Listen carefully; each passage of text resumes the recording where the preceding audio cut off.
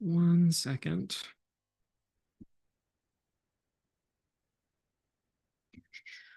All right. Today is the 17th. Luke Paul. Present. Anna Reed. Okay. Olivia Smith. Present. Angelia Varghese. Present. Gabriel Casimiro. Present. James Kapanos. JC Lim. Present. Sahasra Sadvika. Excuse. Jonah Scott. Present. Nee Chow. Present. Blake Barnes. Present. Owen Sherman. Present. Danae Smith. Present. Arwa Ali. Present. Melva D. Present. Jason Hamid. Present. Ryan Kaufman. Present. Nicholas Luch. Present. Jordan Metellus. Kai Prohl. Present. Peter Rocasa. Present. Samuel Rose. Grace Rudy. Present. Daisy Trejo Hernandez. Terry Fawcett. Present. Nathan Rickett. I am here. Present. Kushi Chauhan. Bobby Escobar. Present. Ibrahim Nassim. Present. Rose Rodriguez. Present. Katrina Wanjan. Present. Ella Weiderberg. Present. Corson Green. Present. Diana Wynn. Present. Anthony Bonaventure. Present. Veronica Perez. Present. Halima Al-Quda. El Banesh. Present. Jocelyn Candeloro. Present. Kirsten Courts. Present. Victoria Jones. Present. Angelique Leon. Present. Abby Matthews. Present. Isabella McRae. Present.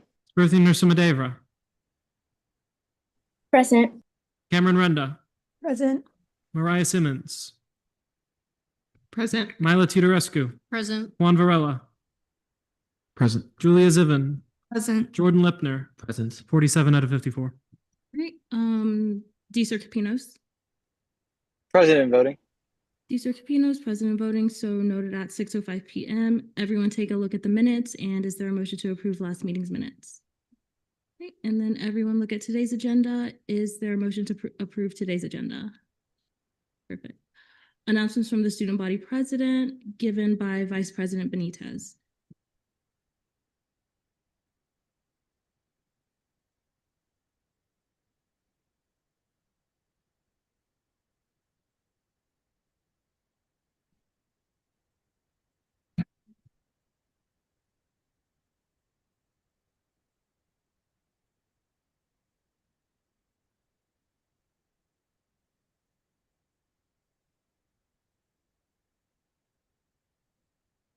One second, guys.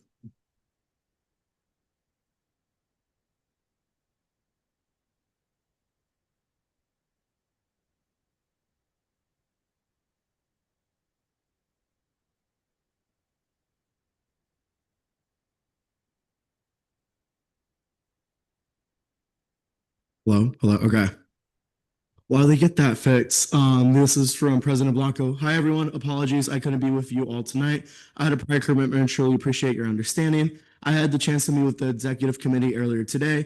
I am so thankful that we have this platform with the three branches, the election commission and the ex officio seats, so we can be on the same page and leadership can communicate with each other. Not much else from me this week, but as always, please feel free to reach out if you need anything. And then she has two appointments. I hereby appoint Hashim Hassin, College of Medicine, seat 1, and then Isabella Arisa for College of Business Administration, seat 3. Any questions for the student body president? Seeing none, announcements from the student body vice president, Vice President Benitez. Hello, Senate. I'm excited to be back. I haven't been present the past 2 weeks because of other commitments, but I'm excited to be back. Not too much for myself this week, but I had an opportunity to serve as the acting chair of the Latin Hispanic Caucus as they elected their leadership. Congrats to Chair Trejo Hernandez and Vice Chair Gonzalez on their leadership. Today, the executive committee met and had productive discussions on how we want the school year to go. Attached are the minutes provided by Attorney General Altuna, and that link right there. And then tomorrow I'll be deciding our July ASB meeting. It will be posted on the student government website. And just have a great weekend, everyone. Any questions for the Vice President? Seeing none, thank you. Comptroller's report, Comptroller Drinkwater.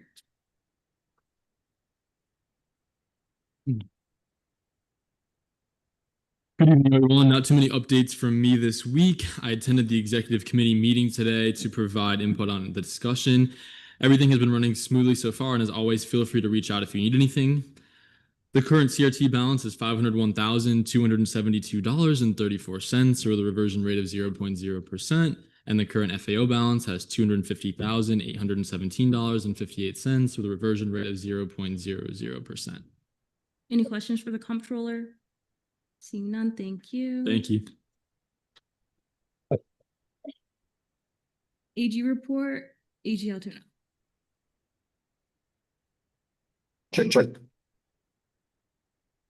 Hello. Okay. Hi, everyone. So nothing much for me today. I'm currently waiting on some bills to be sent over so that President Blanco can sign them, and then we'll upload this to the website and add those to the statutes after Dr. Frame signs them. I'm still working on some revisions for my second opinion, so I do apologize about the delay on that, but I was out sick earlier this week, so yeah, I'm feeling much better now. I submitted an NQ request on behalf of Vice President Benitez to upload the executive committee meeting minutes from today. And I also met with Senate Pro Tem Hamid so we can begin outlining the structure for our plan to translate the statutes into Spanish and possibly other languages. We're currently talking to HSI, Ginsburg Global, and other key departments that are going to help build this framework for us. So yeah, thank you as always. And please don't hesitate to reach out to me if you need anything. Any questions for the Attorney General? Seeing none, thank you. Cabinet.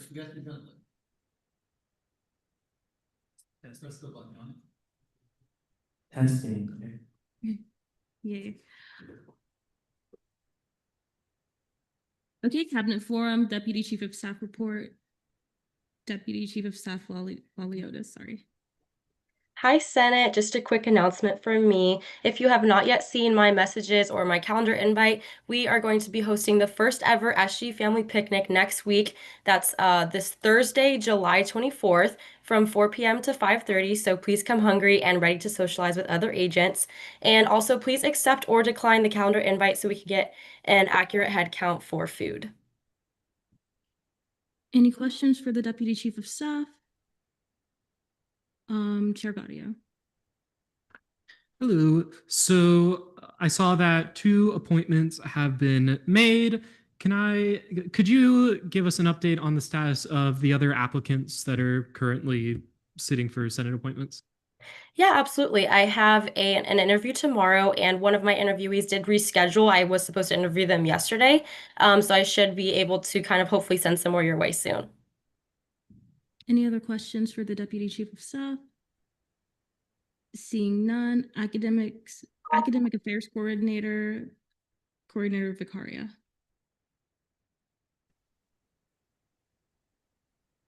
Hi, can you guys hear me? Are we good? Yes. Awesome. Okay. Hey, everyone. Hope everyone's week is going great.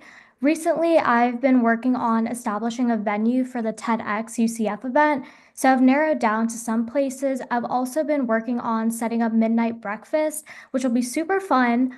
Also, I'm pleased to inform you all, if you haven't already known, that the 4th floor of the library will be open the first day of classes. Given that, I met with some representatives at the library to discuss potential tabling events on the new 4th floor, as well as coffee breaks for students to enjoy during finals week. Per usual, if you have any questions, feel free to reach out. Any questions for the Academic Affairs Coordinator? Seeing none. Athletics Coordinator report, Coordinator Jones. Hi, Senate. Can you guys hear me? Yeah. Awesome. This past week, I've been mainly focused on organizing my events for the upcoming fall semester. I'm happy to announce that there are a couple confirmed dates. Our fall pep rally and ball in the mall patio showcase will take place on Tuesday, August 26th. and the Midnight 5K in collaboration with RWC will take place on Friday, November 14th. This past week, along with other cabinet members, I presented my budget request to the President Blanco, Vice President Benitez, as well as Comptroller Drinkwater. My main goal has been finishing up details on frost warning, like receiving necessary quotes and selecting the best location for the event. Over the next few weeks, I'll be meeting with President Blanco and Vice President Benitez weekly to focus on planning for this specific event. Thank you, guys. Any questions for Coordinator Jones? Seeing none, Diversity, Equity, and Inclusion Coordinator, Coordinator Alaraj. Hey guys, I hope the semester has been treating you well so far. And for those of you in summer B and C classes, you're almost done. I wanted to share a few exciting updates with you all. I had the opportunity to attend the very first meeting for the Arab Caucus, where I met Senators Al-Quda and Vice Chair Nassim. It was a great experience getting to connect with them and talk about ideas to promote the caucus and its mission. I also met with Director Adam Meyer from Student Accessibility Services, SAS, to discuss how we can make our events more inclusive for neurodivergent students and those with accessibility needs. In addition, I've scheduled meetings with the CAB Cinema Director and Director Lindsay from the UCF Gallery to explore future collaboration and programming opportunities.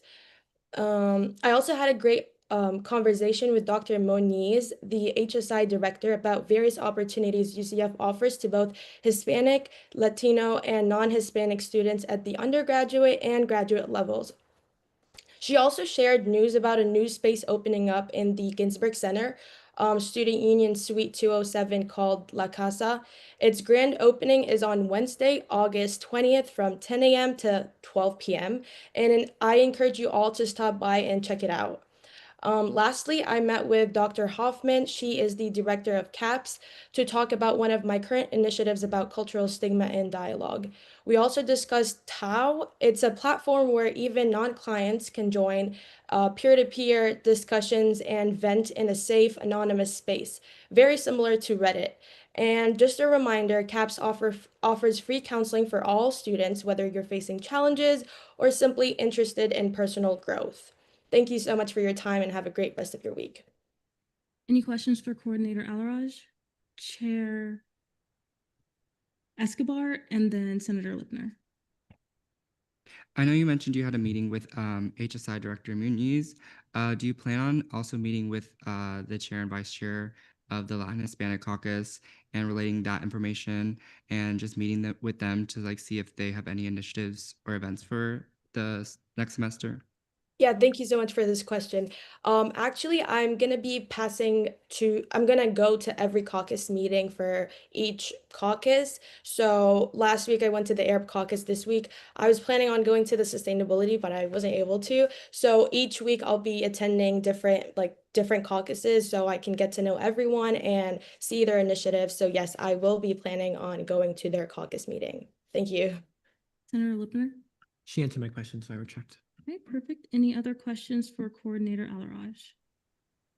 Seeing none, Sustainability, Innovation, and Wellness Coordinator, Coordinator Hendricks.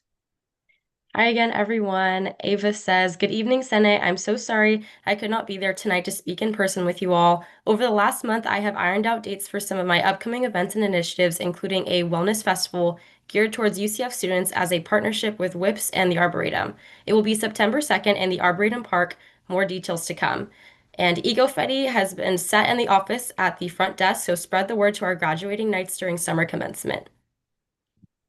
Any questions for the Deputy Chief of Staff?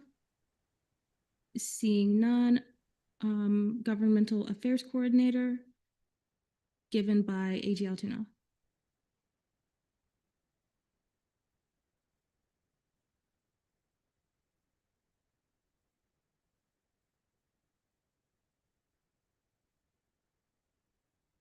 So Ali says, hello, Senate. Happy July. I'm currently studying abroad, so Jorge will be delivering my report on my behalf. This month, our efforts have been centered on coordinating introductory meetings with our partners at Gray Robinson, as well as initiating discussions regarding our plans for Downtown Day and shaping our legislative priorities for Day at the Capitol in collaboration with Chervarela and GAP.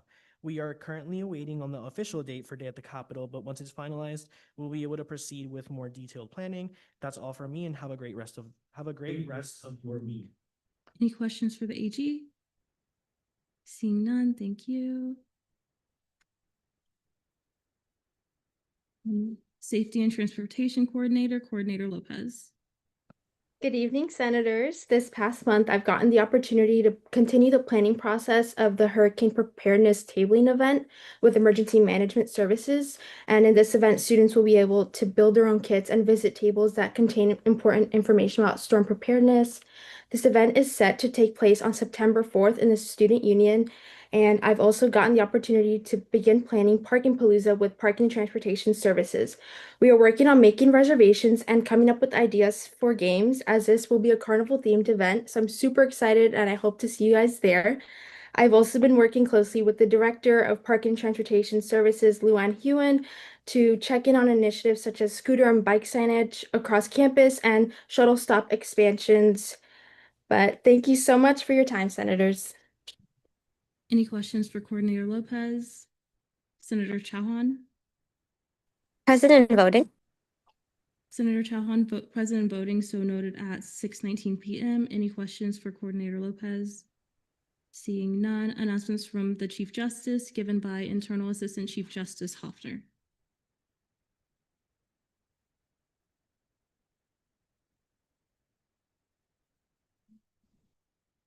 All right, Bella says, hi, Senate. This past week, judicial leadership has been working to get everyone placed in their committees for the year, as well as working to ensure all justices have their financial training complete, which all justices have now completed.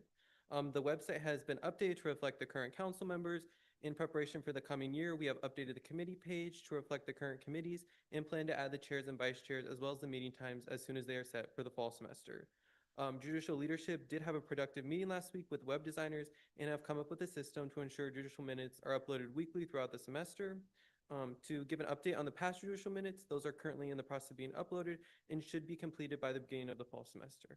And she also says congratulations to all the newly elected caucus leadership and hopes everyone has an amazing weekend. And then she asks that all questions be directed to the Chief Justice. Perfect, thank you.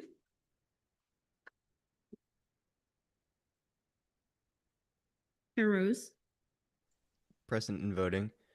Chair Rose, President voting, so noted at 6:20 p.m. Announcements from the Supervisor of Elections given by Assistant Supervisor of Elections, Collazo.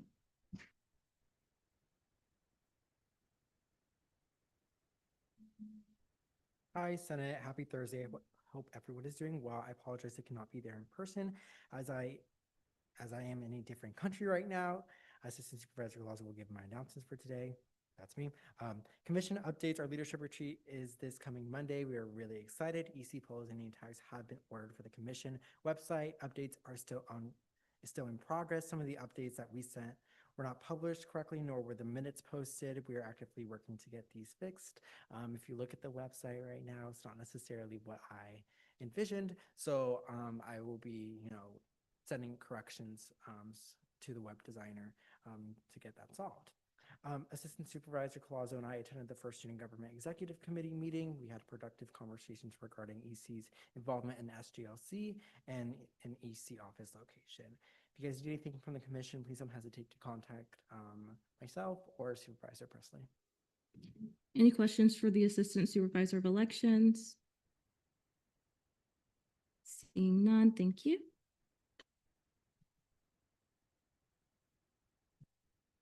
Announcements from the Activity and Service Fee Committee Chair, none. Announcements from the Scholarship Committee Chair, none. Caucus reports, Arab Caucus, Chair Alcuda. I don't think she's here, so none.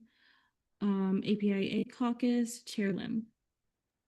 Hi, Senate. I would like to thank my caucus members for electing me as their chair for this session. Also, huge congratulations to Vice Chair Villadares for her election. Can't wait to see all the amazing work we do this year. If you're in the caucus, please fill out the when to meet. Thanks, everyone. Any questions for the APIA Chair? Seeing none, Black Caucus, Chair Smith. Hi, Senate. First, I want to start off by saying thank you to my caucus members for electing me as chair for this session, as well as a congratulations to Vice Chair Jones. I cannot wait to see all the great work we accomplished this semester. Also, for those of you in the caucus, I've sent out a when to meet. Please fill it out by Monday. Thank you.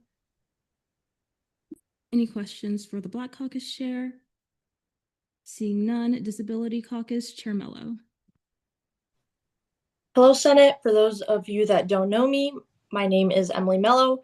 First, I would like to thank my caucus for electing me and Vice Chair Chow. I'm so excited for the opportunity to lead this group, and I know that we will accomplish great things this year. For those in the caucus, I have sent out the when to meet for a summer meeting and for the fall semester, so please fill that out when you get the chance. Thank you. Any questions for the Disability Caucus Chair? Seeing none, ICTC Caucus, Chair Varela. Hello, Senate. Massive thanks to the caucus for electing me chair for the second year running. Also, massive congratulations to Vice Chair Perez on her election. I'm excited to see what we can accomplish together. I plan to have the caucus meet throughout the summer on a bi-weekly basis. I'm looking at Fridays at 2 p.m. for that. So if you're interested in attending, please reach out to me. Any questions for the ICTC Chair? Seeing none, Latin Hispanic Caucus, Chair Trejo Hernandez. Hi, Senate. Thank you for the caucus for electing me and my Vice Chair Gonzalez. I've sent out a one to meet for summer. Please have that done by Friday, and I've also sent one for fall. Any questions for the Latin Hispanic Caucus Chair? Seeing none, LGBTQ plus caucus, none. Wait, can I say something actually? My apologies. LGBTQ plus caucus, Chair Benesh. Hello, Senate. I just want to say thank you so much for electing me for LGBTQ caucus chair and also electing my vice chair, Altuna. I'm so excited for the work we're going to do this year and really, really nervous. I went to meet for the fall semester. For the summer semester, we're just going to continue with the same time as our first meeting, just bi-weekly. And besides that, just wait and see what we have in the works. Thank you. Any questions for the LGBTQ plus caucus chair? Seeing none, Military and Veterans Caucus, none. Sustainability Caucus, Chair Lipner. Hey everyone, we met this week to overview where the caucus left off last semester and discuss where we'd like to focus on as a caucus this upcoming session. We will have one more meeting this summer next Thursday at 4:30 p.m. and a when to meet to determine fall meeting times will be sent out shortly, so please keep an eye out for that. Also, big shout outs to Vice Chair Sherman for really taking initiative with this position and already trying to figure out all the things that he is required to do and can do within it. Any questions for the Sustainability Caucus Chair? Seeing none, Women's Caucus, none. Announcements from the Senate President. Hi, Senate. Just a few things from me. Let me admit that. Next Thursday is our last Senate meeting for the semester, and there's also an SG family picnic in OSI that day starting at 4 p.m. Food will be provided. You should all come. The invitation was sent to your Senate email, so please check that so that the Deputy Chief of Staff can have an accurate number of who's coming. Our first meeting in the fall will be August 21st, which is the first week of classes, unfortunately. We won't have classes, we won't have Senate the second week of classes because there's a football game scheduled for that day. August 29th is our day for SG Takeoff, and we'll be doing an event called Stickers with the Senators in the Student Union atrium from 12 to 3. This will be an opportunity for students to get a free water bottle and decorate it while learning about what we do for them and how they can get more involved. We'll be having a Senate retreat for the fall. I'm almost certain that it'll be on September 26th and 27th, and I'm focused on mostly doing team building and informational exercises. If you already know that you're not able to come to this, make sure that you submit an absence request to LJR because it is mandatory unless you have it excused. We also had our first Executive Leadership Committee meeting today, and it was very productive, as you can see from the link that the Vice President provided. And congratulations to the caucus chairs. I'm excited for the year. If you haven't filled out the Military and Veterans Caucus when to meet, please do so. That's the only caucus we're currently waiting on, so please check your Senate emails if you're a senator in that caucus. And then the committees are beginning to lock in their times for the fall. The committees are beginning to lock in their time for their fall meetings. 5 out of 7 of you have already claimed times. I'm just waiting on the other 2 and get those to me as soon as possible. Any questions for me? Chair Gaudio? Might I ask, why did you decide to make Senate Retreat a split up across 2 days with different start and end times as opposed to consolidating it into one day? Because with everything that I'm wanting us to do, I think that doing one day is just going to overwhelm everybody. As well as I took big inspiration from what the speaker and pro temp of the 55th session did, and they kind of had it in the same kind of structure. Any other questions for me? Senator Banesh? This may be kind of jumping the gun, but do you have kind of like a like an itinerary of what exactly would be going on during these days? Yeah, it's a very rough itinerary, and I still need to speak to the individuals that what I want to come to it. So if it is okay with the rest of Senate, could I put it into the agenda next week after having those conversations? Okay, perfect. Any other questions for me? Senator Lipner? I know it's probably a little bit early. Was the caucus leadership committee mentioned at all within the executive leadership meeting? We did mention it. If you look in the minutes, it's under the header that we had for the caucuses. The mindset that we're going in with it right now is that we're going to wait until that chair is filled, and then so they can come to us with their expectations as well as hear the expectations that we have for them. Any other questions for me? Seeing none, ILA report, ILA Rudy. Hi everyone, I'm back in Orlando, so I have updates now. I've been meeting regularly with the other coordinators for SGLC. We've been making really great progress so far, and it's been a really collaborative experience. So if you have any questions about that, let me know. Once leadership is elected for the Women's Caucus and the Military and Veterans Caucus, I'll put that in because I didn't know that was also not elected. I'll be sending out information to all the caucus chairs as my role as the acting chair of the caucus leadership committee and when our first meeting for that will be. But most likely because our last Senate meeting is next week, we won't have our first meeting for that committee until the fall semester. And then on that note, I'm also the point of contact between us and the judicial branch and the election commission. So if you have any questions regarding those branches, or if you'd like to connect with someone in their leadership about your initiatives, please feel free to reach out. And then I've also designed some sticker options for the legislative branch, specifically for the stickers with the senators event for the opening week. And we'll probably be voting on those next week so that you guys can have more of an input for that. And then lastly, SGLC applications are open. So the post will be going up on Instagram soon. But in the meantime, if you know anyone interested, it's freshmen, sophomore, and transfer juniors. Any questions for the ILA? Chair Escobar. Do you know if there's been any like communication with like the comms team to have the SGLC program advertised for like say incoming freshmen who are like following the SG Instagram like during orientations?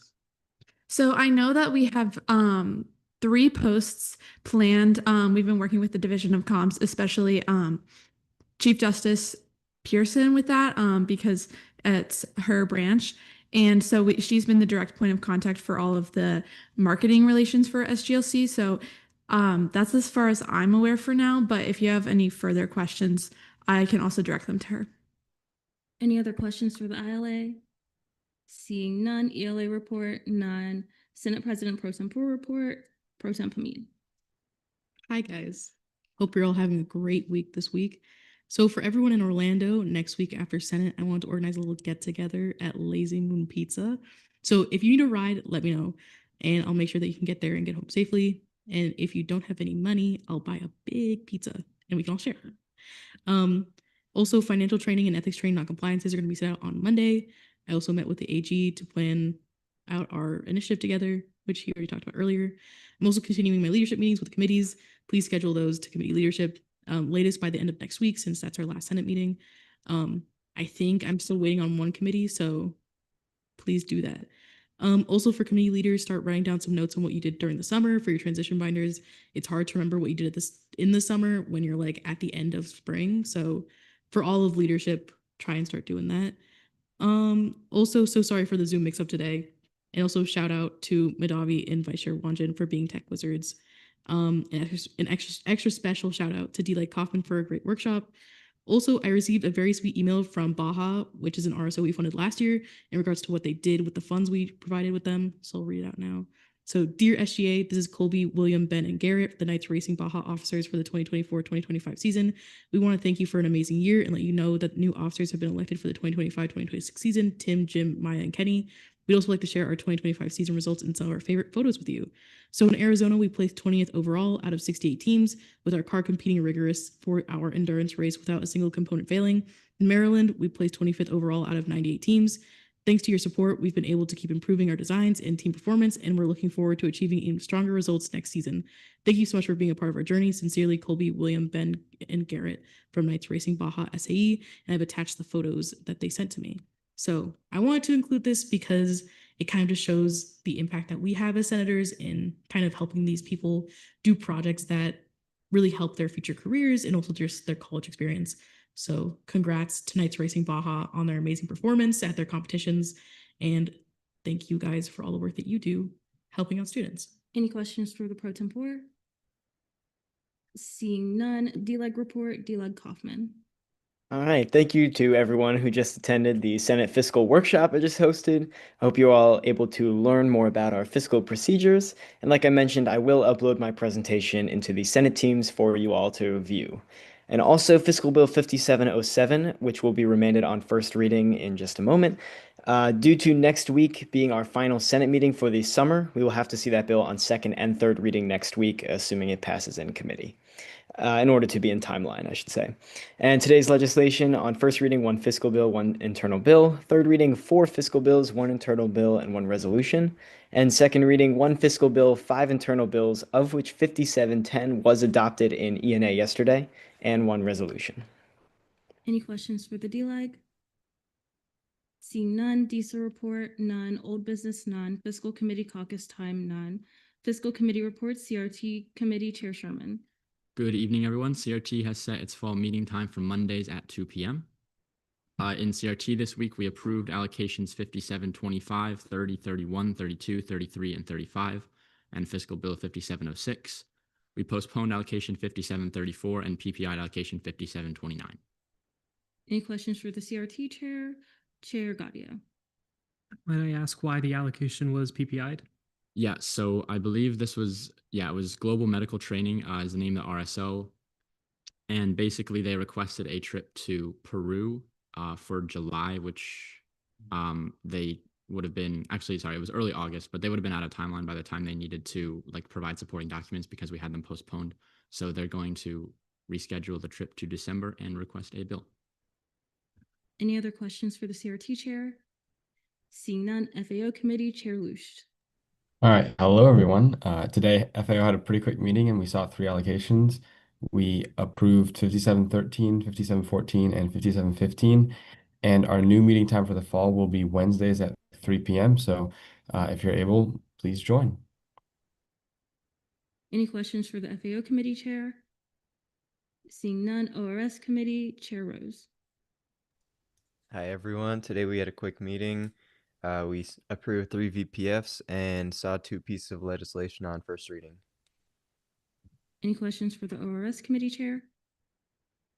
Seeing none, fiscal legislation, notice of legislation on first reading, Fiscal Bill 5707 remanded to FAO, notice of legislation on third reading, Fiscal Bill 5702 funding for AIAA to host the rocket design project at the University of Central Florida on November 8th, 2025. Pro Temple Meade. Motion to see Fiscal Bill 5702, 5703, and 5704 as a block. There's been a motion to see fiscal bills 5703, 02, 03, 04 as a block. There's been a motion and a second. Are there any objections? Seeing none, we are seeing these 3 as a block. Is there a motion for speeches, questioning, and debate? Chair Gaudio. I move for 555. There's been a motion for a 555 and a second. Any objections? Seeing none, Chair Gaudio, you have 5 minutes whenever you're ready. Hey guys, you may remember this RSO from the 3 fiscal bills we saw at the last meeting. Nothing has changed. It's all fine and dandy. They're funding their 3 great projects. You guys can join them. I would recommend it. It's a great experience. Yeah, there's not much to say that wasn't said during second reading. I will yield. All right, we are now in a period of questioning. Are there any questions for Chair Gaudio? Vice Chair Trejo Hernandez.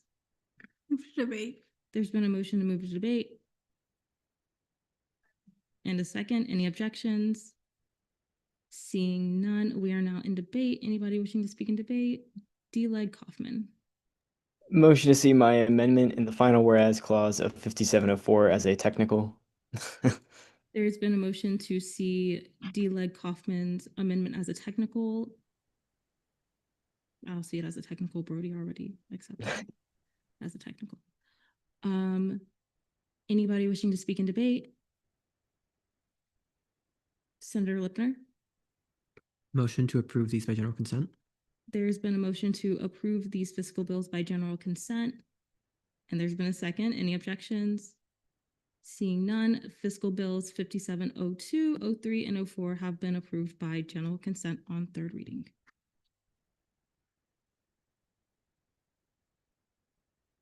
Real. Fiscal Bill 5705, funding for 46 members of the UCF Society of Women's Engineers to travel to WE25 Society of Women's Engineers National Conference in New Orleans, Louisiana from October 23rd, 2025 to October 25th, 2025. Senator Ali is the RSO president.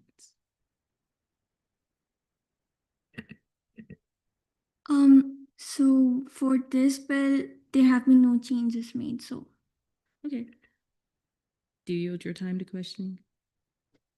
I yield my time. Okay, we are now in a period of questioning. Are there any questions? Chair Barilla. Move to debate. There's been a motion to move to debate. Is there a second? And a second. Any objections? Seeing none, we are now in a period of debate. Anybody wishing to speak in debate? Vice Chair Chow. Motion to approve this by general consent. There's been a motion to approve this. There's been a motion to approve Fiscal Bill 5705 by general consent in a second. Any objections? Seeing none. Fiscal Bill 57. Oh. Sorry, there's amendments. Okay, never mind. I will not be seeing that motion since there are amendments. I do not see these amendments that are being spoken of. I'm so sorry. I was looking at the wrong bill. Forget what I said. So sorry. There's been a motion to approve Fiscal Bill 5705 and a second by general consent. Are there any objections? Seeing none, Fiscal Bill 5705 is approved by general consent. Legislation on second reading, Fiscal Bill 5706, funding for 5 members of the Human Factors and Ergonomics Society student chapter to travel to the Aspire 69th HFES International Annual Meeting in Chicago, Illinois, from October 13th, 2025 to October 17th, 2025. D-Leg Kaufman, you have 5 minutes whenever you're ready. I yield to the RSO. They are in the Zoom meeting. Okay, perfect. Hello, should I share my screen or? If you are able to, you can. Okay, let me try that.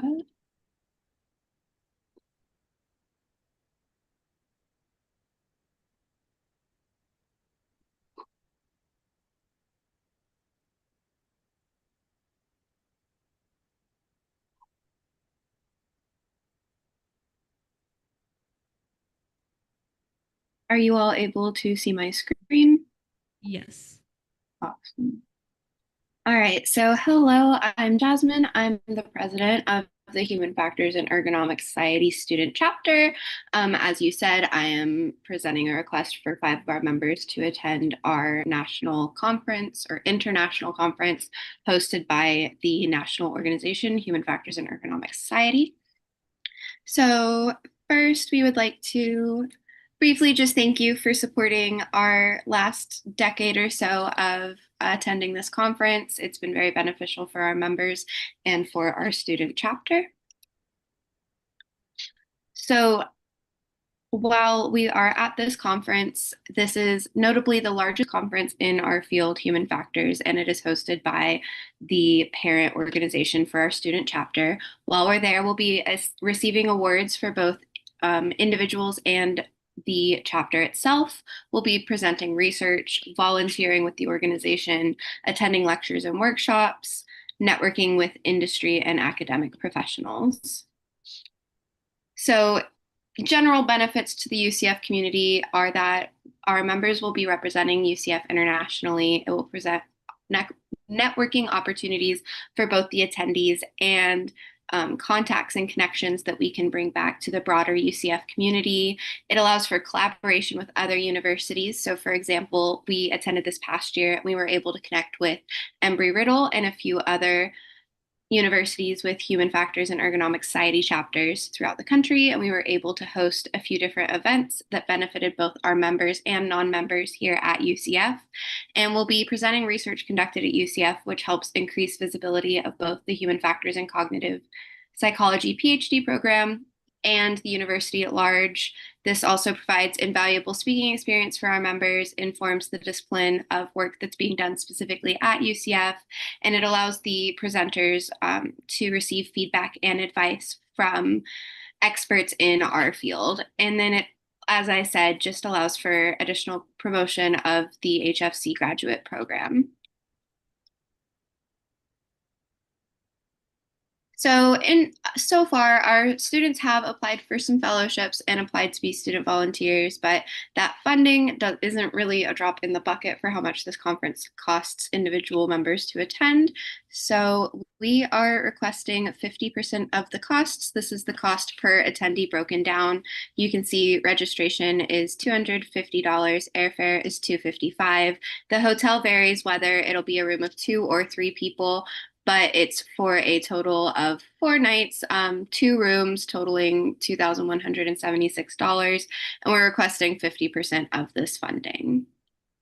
So thank you, and do you have any questions? Okay, we're in on-period of questioning. Chair Gaudio. Could you please navigate back to the slide where you had the all of the people that were going?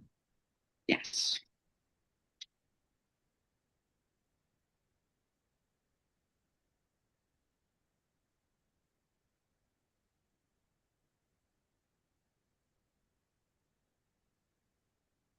If you would like to see the quotes or more specific breakdowns for any of these costs, I have them as additional slides.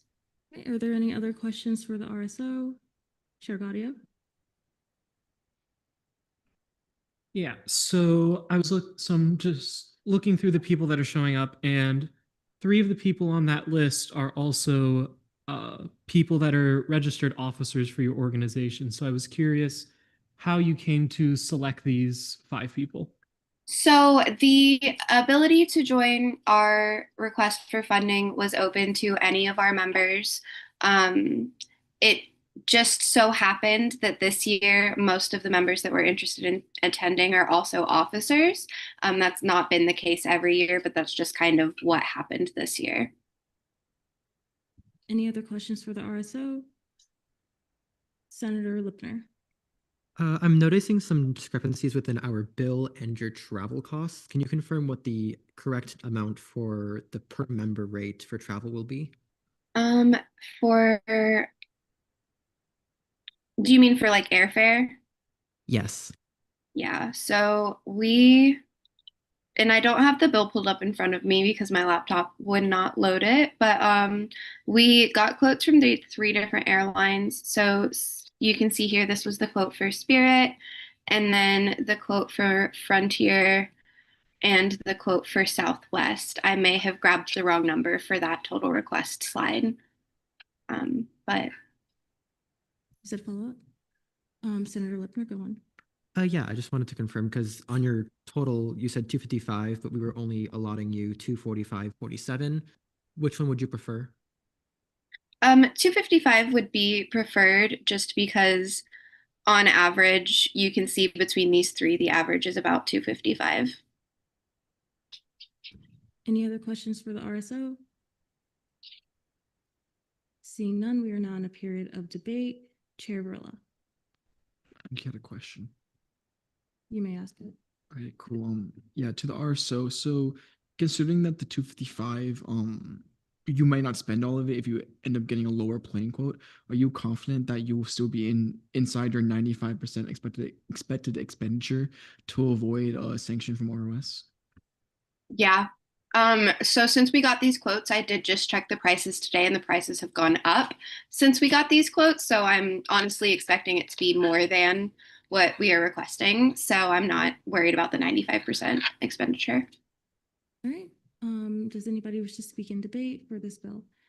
Senator Lipner.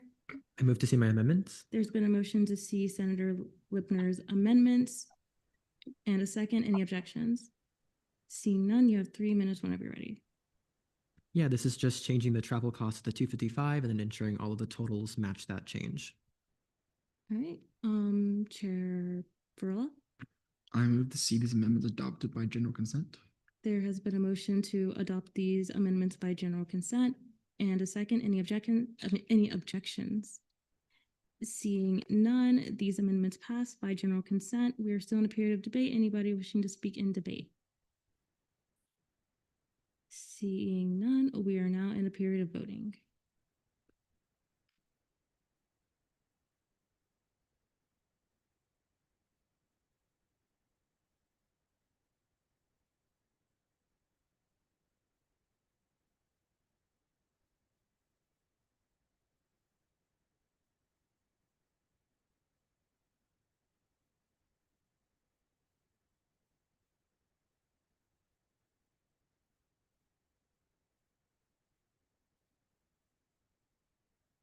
Okay, with a vote count of 39 to 0 to 1, Fiscal Bill 5706 passes second reading.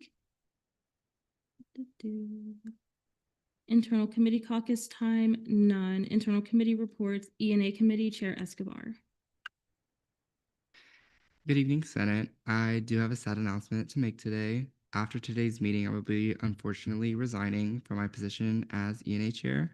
This comes after unforeseen financial circumstances, an increase in responsibilities, and also me moving back to my hometown in Winter Haven starting fall.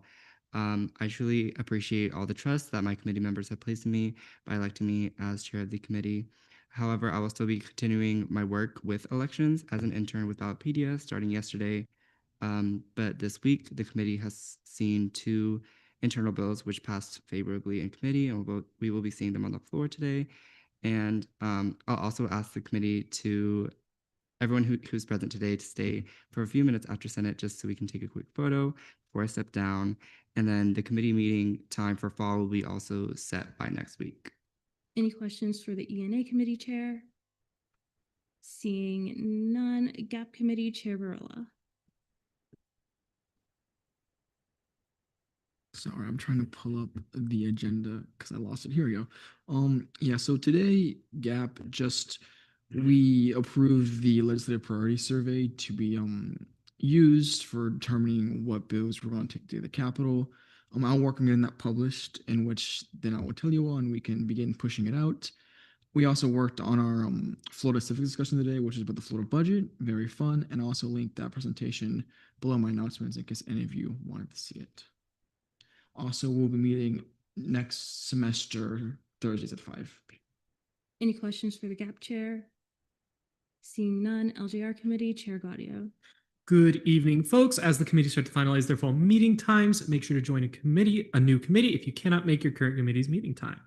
You should do that at the end of next week's meeting so you're ready to go from the first meeting of fall. Just saying, I know a pretty good committee. After some discussion with Chair Lucht, LJR will be meeting on Wednesdays at 1:45. Here are our votes for the week. Of note, Internal Bill 5705 was approved 9 to 0 to 0, 5708 was approved 9 to 0 to 0, and Resolution 5705 failed 1 to 6 to 1. We also settled on our idea for statute education in fall retreat. Stay tuned on that. This week's snack was snickerdoodles with a side of forbidden knowledge. Any questions for the LJR Chair? Seeing none, SBA Committee Chair Teodorescu. Hi, Senate. Just a reminder, SBA is going to be meeting Fridays at 4 in the fall, but the SBA concern form is now on the Instagram under the link tree in the bio, so special thanks to Director Ayub for help with that. I also met with the Chiefs Advisory Council last week as an introductory meeting regarding public safety efforts for this upcoming year, and yeah. Any questions for the SBA Chair? Senator Lipner. Do senators not within your committee have access to any like trackers, documents to keep track of what initiatives you're working on as a committee? I can do that if you'd like. If you just give me more information, like how you would like. Any other questions for the SBA Committee Chair?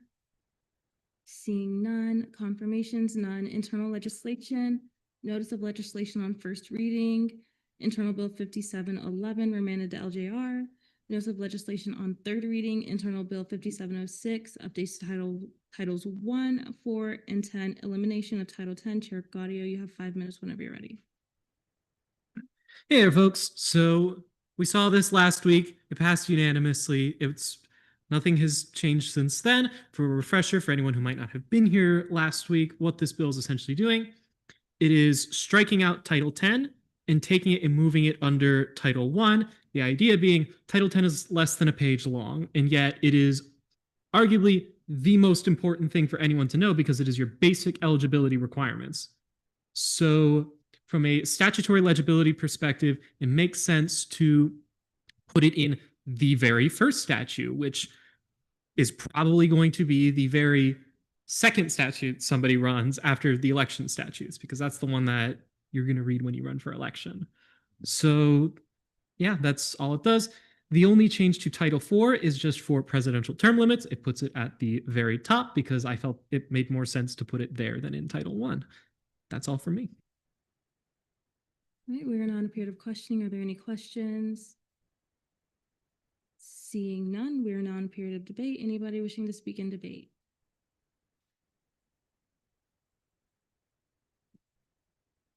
Ooh, Chair Escobar, I always do that. It makes sense to me. Mayor retain. You may. Move to vote. There's been a motion to move to vote and a second. Any objections? Seeing none, we are non-voting procedure.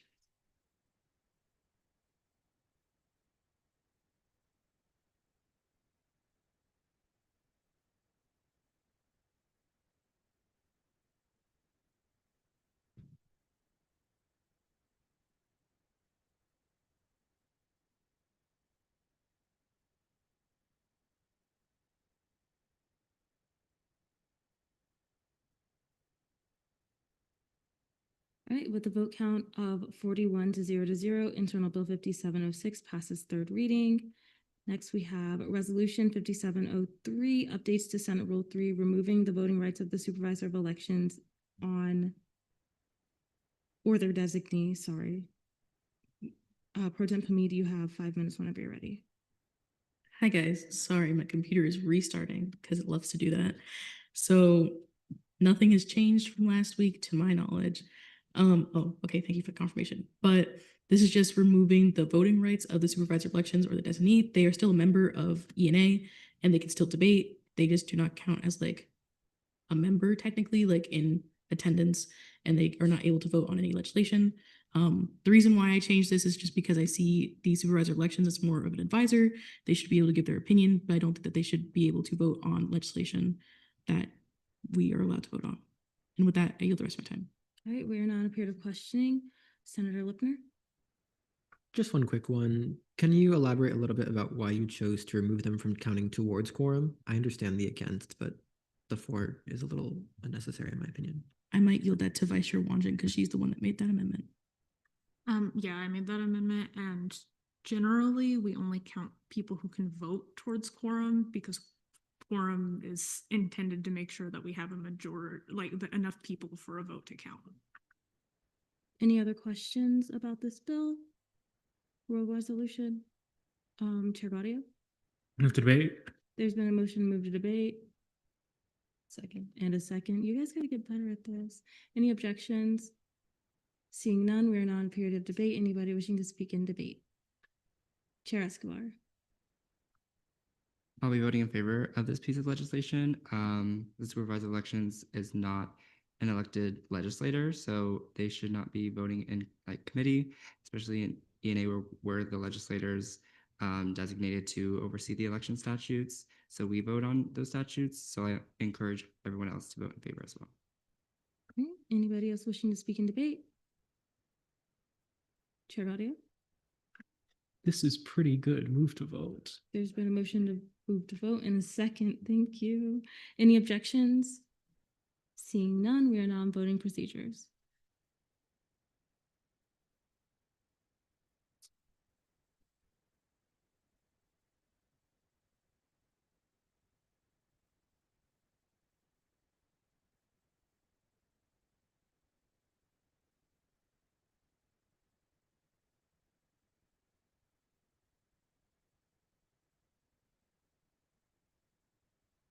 All right, with a vote count of 42 to 1 to 0, Resolution 5703 passes third reading. Okay, notice of legislation on second reading. Bills, Internal Bill 5705, updates to Title 12, minutes submission deadline. Senator Barnes, you have 5 minutes whenever you're ready. All right. Good evening, Senate. I present this bill today to update Title 12 to include a minute submission deadline for all branches and committees. Currently, there's no specific time frame in our statutes that require prompt submission of minutes. This makes it harder for students and members of this body to access timely records of our meetings and discussions. This bill will establish a clear and consistent deadline for submitting minutes, ensuring that we're upholding our commitment to transparency for our student body. This bill will add language to Chapter 1201 that would require minutes to be submitted to both the branch head and the student government advisor within 5 academic days of a meeting. This will give enough flexibility to review and finalize minutes while also ensuring that they're made available to the public without any unnecessary delay. The intention is not to create any extra burdens, but to provide consistency across SG and to reinforce expectations that already exist around record keeping and transparency. I yield. All right, we're now in a period of questioning. Are there any questions? Senator Lipner? How would the respective branch head be designated?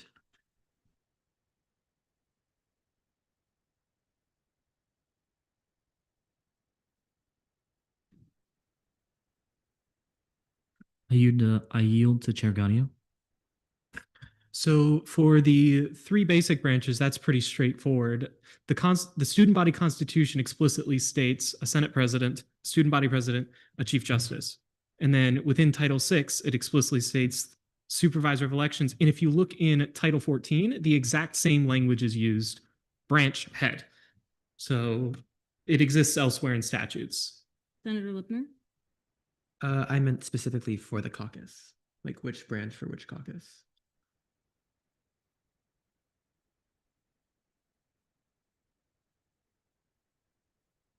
I yield to Chair Gaudio. That is a phenomenal. We are in official procedures, no side conversations. I would have to review Title 14 real quick. It would probably be the Senate president. I'll have to double check on that one though. Are there any other questions? Seeing none, we are now in a period of debate. Anybody wishing to speak in debate? Senator Lipner? I'd like to move to table this piece of legislation. There's been a motion to table this piece of legislation. Is there a second? Okay, there is no second, so I guess it doesn't move. Vice Chair Wonjin? We're in debate, right? Yes. Okay. I was like, we're sitting here awkwardly. I think we should discuss to figure out if we should add somebody as specific for the caucuses to send theirs to, whether that be the caucus leadership committee chair, or the Senate president or the student body president. I think any of those 3 would make sense. If the caucus leadership committee chair has the ability to like post stuff to NQ, I think they would be the most sensible, but I would love to hear discussion on that topic. Okay, I will go Senator Green, Chair Barilla, and then Deeser Capinos.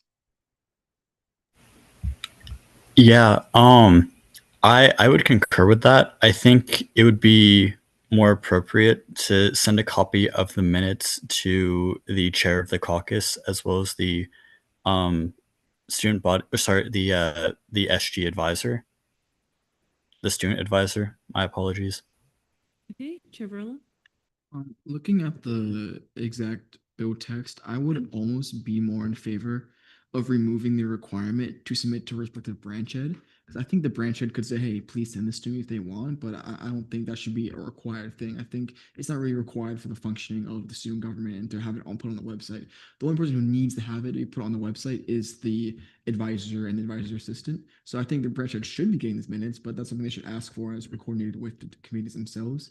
It's not required to achieve the purpose we want here. So I think with the caucuses in mind, it would be much simpler just to remove that little piece of text and go with that.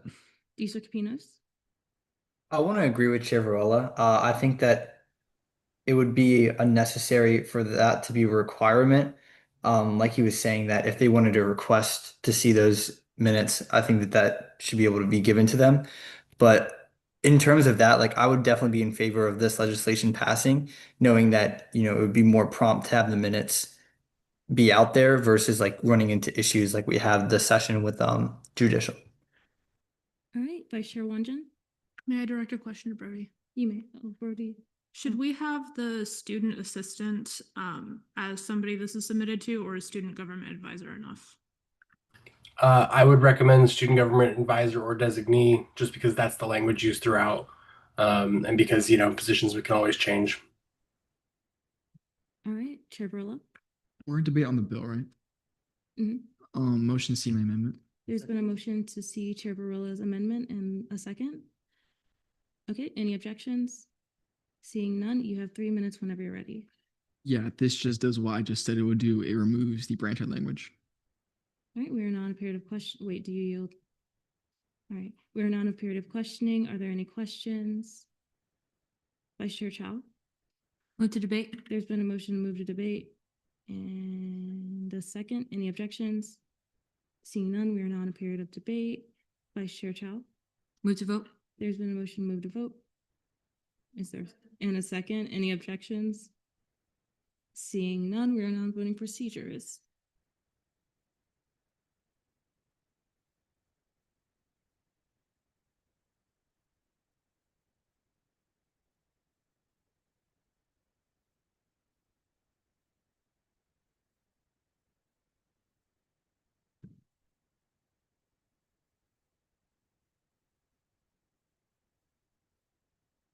Okay, with a vote count of 39 to 1, Internal Bill 5705's amendment passes favorably.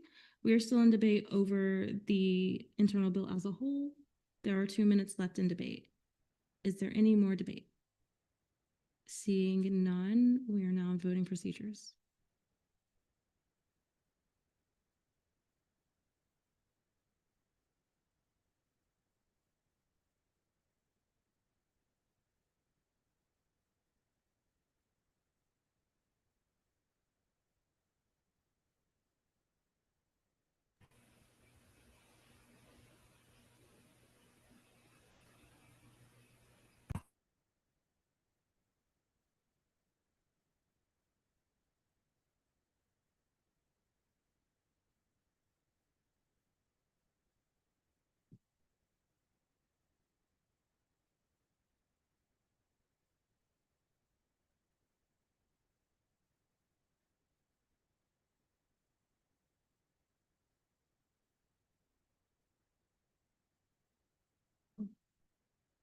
Oh, with a vote count of 41 to 1, Internal Bill 5705 passes second reading. Apologies, guys, I didn't see it change.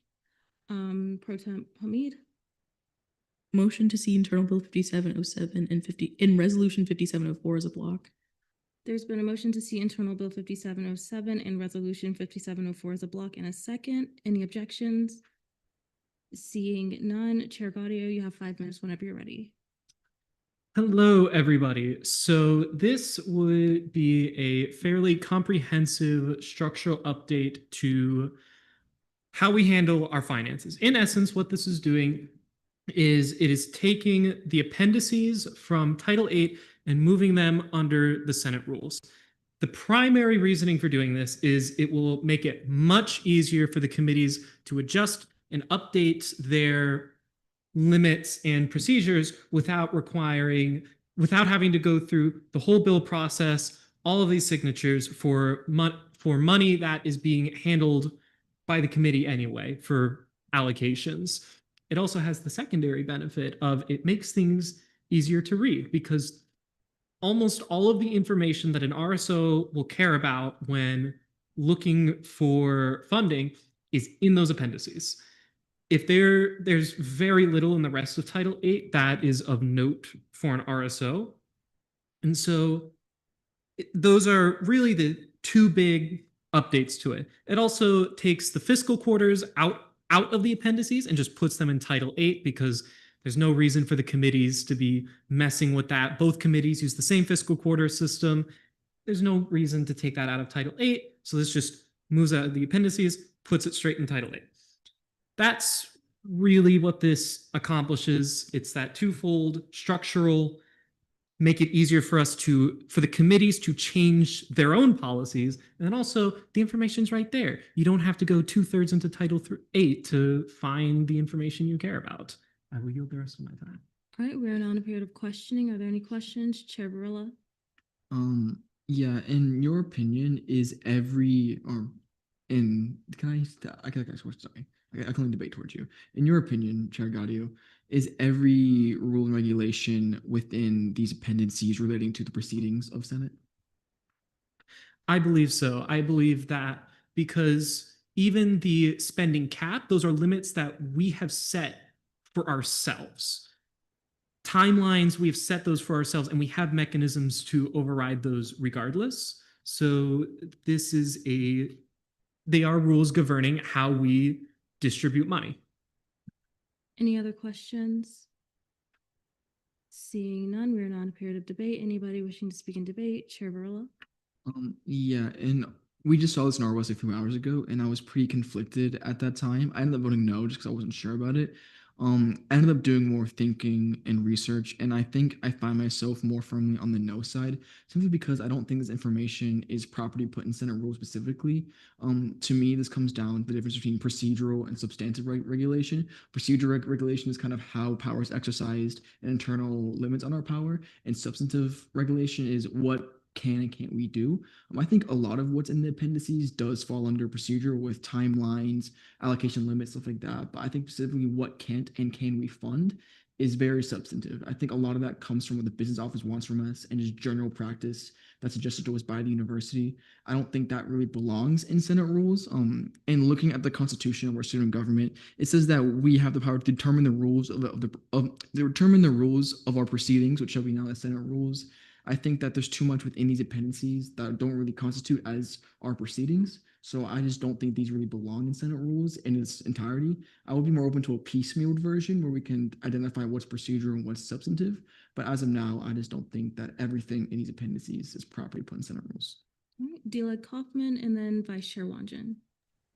I will also be voting in negation of this bill. I agree with everything that Chair Varela said. I said this in ORS today, but I really do like the idea of putting our spending caps in Senate rules, as it makes it much easier to change them throughout the session. However, I do think that striking the appendices from Title VIII and moving them into a brand new rule is just doing too much at once. I don't really like the idea of having all of our fiscal information in just two different places, as this would make it kind of more difficult for students to understand our fiscal policies. And I do think that a lot of the information would be better fitted in our statutes. I think there is potential with this, with the funding caps, but this is just not the way I think it should be done. So I will be voting in negation. Vice Chair Wanjin.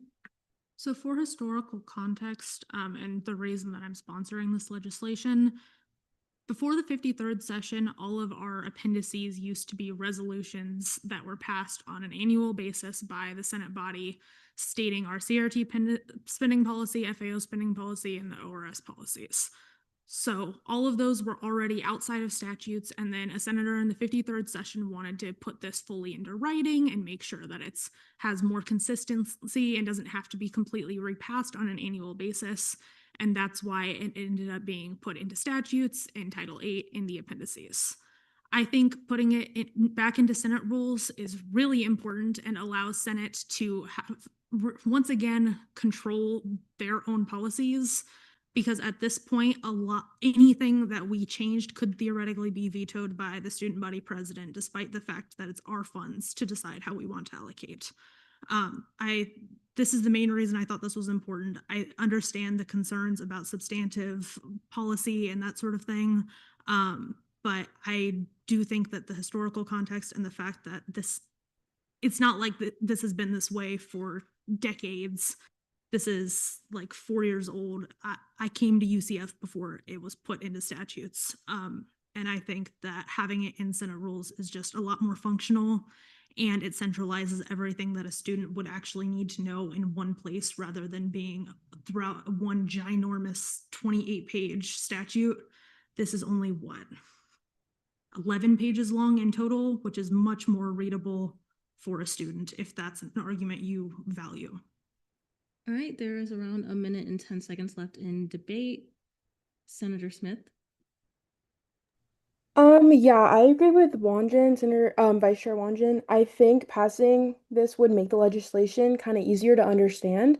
I understand the concern about it being in more than one place, but I think just overall for like the student body, it might be easier. Yeah. All right, Chair Sherman. Yeah, just very quickly, I don't necessarily disagree that we should have like purview over our policies. However, just from the standpoint of like a fiscal chair, most of the questions, like emails that I get, are people who aren't necessarily reading Title VIII in its entirety and have questions about our procedures. And so I think kind of splitting it up into two separate places, even just like eligibility, whether or not you can receive funds from Senate would remain in Title VIII. So asking them now to read both Title VIII and Senate rules would probably complicate things when it's already very difficult to get students requesting money to read what we need them to read. All right, debate time has elapsed. Is there a motion? Vice Chair Hernandez. I motion to extend debate time by 10 minutes. There's been a motion to extend debate time by 10 minutes. And a second. Are there any objections? Seeing none, you guys have 10 minutes left in debate. Senator Lipner and then Chair Escobar. I actually wholeheartedly agree with both Vice Chair Wanjin and Chair Varela simultaneously, and believe that I will have to say no to this resolution unless substantive amendments are made to remove a lot of the more procedural issues from this change and limit it only to the funding caps that we have been setting and discussing. Having everything lumped in this at once feels like it's too much and will lead to more student confusion than less. All right, Chair Escobar. I agree with the sentiments of Senator Lipner. The financial training that we all had to complete only mentions Title VIII, the finance code, when like telling students where to look for. So we'd also have to like adapt that, or even like tell students, which is an extra step in the process. So probably amending this resolution just to like separate some things and make things more clear, I guess. So yeah, I agree with the sentiments stated before. It would probably confuse students, but if it was more separated in terms of like procedure and things that should be still in Title VIII, I would be voting in favor of it, but as of now, I would not. Hey, Chair Gaudio. So a lot of what I have been hearing concerning this has been agreeing with the spirit of it, disagreeing with some of the substance of what is part of this. So I believe that rather than outright rejecting it, probably the move is most likely give it another week and consolidate what people want, put some amendments, and then we'll see them. And so I would like to move that these two pieces of legislations be postponed. All right, there's been a motion to postpone Internal Bill 5707 and Resolution 5704, and there's been a second. Any objections? Seeing none, these are postponed until the next regularly scheduled Senate meeting.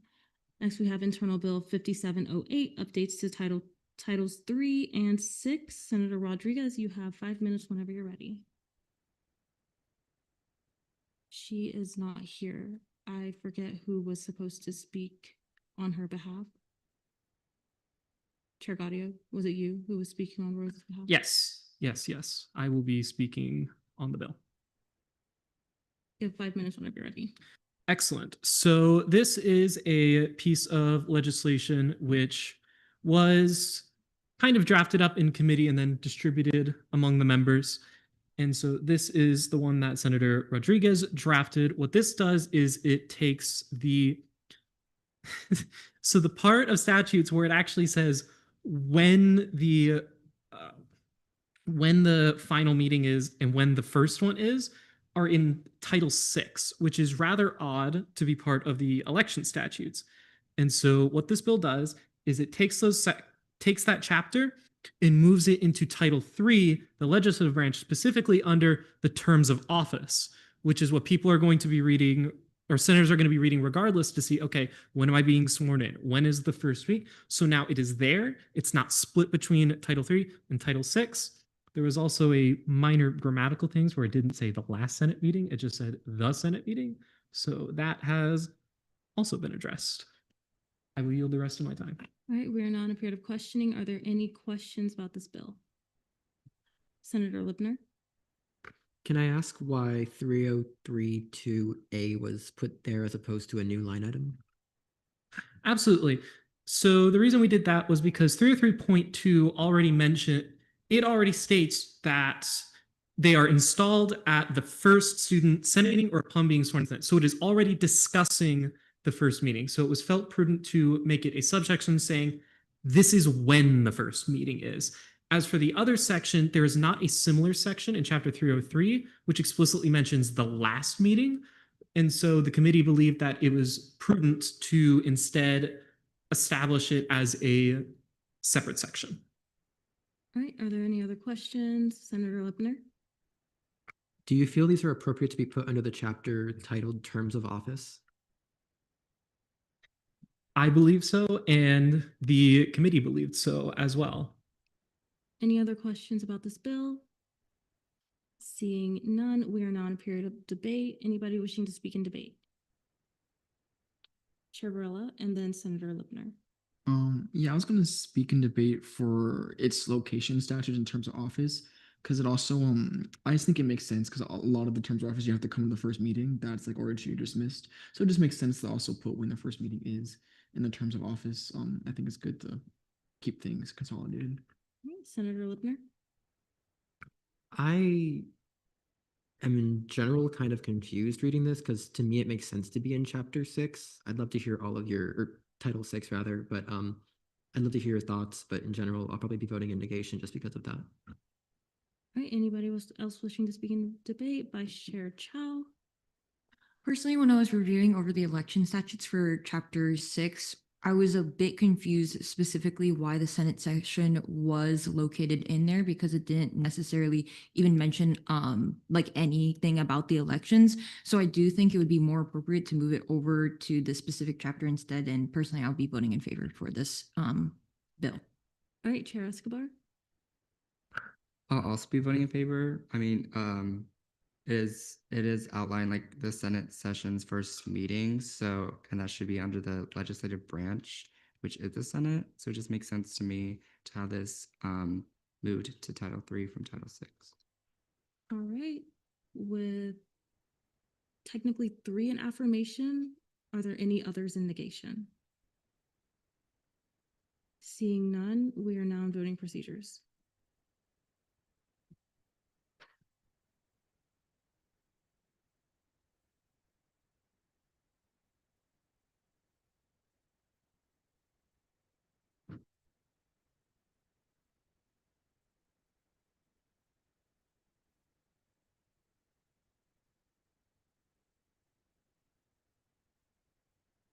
All right, with a vote count of 39 to 1 to 0, Internal Bill 5708 passes second reading. Internal Bill 5709 updates to Title VI, name change in elections, E&A committee. I assume that Chair Escobar is going to be doing this on behalf of the committee. 5 minutes whenever you're ready. So we saw a similar bill last session, which was vetoed. But basically, to reintroduce this legislation, this piece of legislation provides provisions for students who wish to not use their legal name when placing such on the ballot. Current verbiage says that no candidate shall alter their official name when placing such on the ballot, and there's no like extra provisions. However, there's a provision down later in Title VI that says they can, but with the approval of the supervisor of elections and the student government coordinator. So we were just changing the language in the election code of ethics so that students are able to change their name when placing such on the ballot with the approval of the supervisor of elections or student government coordinator. And then it also has provisions that if not approved, the election commission can overturn the decision and approve the name change. I yield for questioning. All right, we're now in period of questioning. Vice Chair Wanjin and then Chair Varela. I was just curious what the reasoning was for the overturning to only be if the name change is not approved. Yeah, so I guess that would just be like an extra, like for the student to appeal the decision so that they are able to like appeal and go to the election commission if say their name wasn't approved for some reason. Chair Varela. What was the reasoning behind using the terminology legal name versus the name that was the official name provided by the university, which was there before? Yeah, great question. So the previous legislation that was introduced last session was vetoed because, it was stated in the veto memorandum that was because the legislation said official name provided by university. So we just changed that to be their legal name so that it has less chance of being vetoed this time around. Chair Varela. And then Senator Lipner. So in the event that your university adopted name is not your legal name, would you then have to use your legal name anyway if not approved by the election commissioner? Great question. So again, like in the memorandum, it was stated that like the university doesn't provide any names, so that's why we're striking that section out. I would be for that instance, I guess it would just depend. They would still like, yeah, I guess the approval from the student government advisor if like there was any like name change in terms of like their name as is. Senator Lipner. May I provide more context for the prior questions? Can you save it for debate? Or is Oh. it necessary for now? It's a response. It's an answer to the question. Okay, go on. So to further explain, the university doesn't provide names to student government for these elections, so using that explanation in general is just improper. All right, Chair Varela. Actually, I'll save it debate. Never mind. All right, are there any other questions about this bill? Seeing none, we are now in a period of debate. Anybody wishing to speak in debate? Chair Gaudio and then Vice Chair Wanjin. So I'm just kind of throwing this out there. The whole name thing is kind of weird because you are able to update your preferred name, but as has been mentioned, university provided name isn't really a thing. And so the verbiage in general is just kind of wonky, and nobody's really been able to give a good answer on what should be put in there regarding, the great powers that be that vetoed the original bill. And so it's a little weird. All right, so before you, Brody has his hand up. I'm sure he's able to provide some clarity. Is there a motion to allow a non-member to speak? Okay, Brody, whenever you're ready. I just quickly wanted to address the name provided by the university line. I think that that's actually a typo, and the original bill that changed that several years ago was intended to say name provided to the university, indicating that if a student had like submitted a name change, even if it hadn't been approved or whatever the process was. So I think that's what it was supposed to say. Thank you. All right, so Vice Chair Wanjin. Move to see my amendments. There's been a motion to see Vice Chair Wanjin's amendments and a second. Any objections? Seeing none, you have 3 minutes whenever you're ready.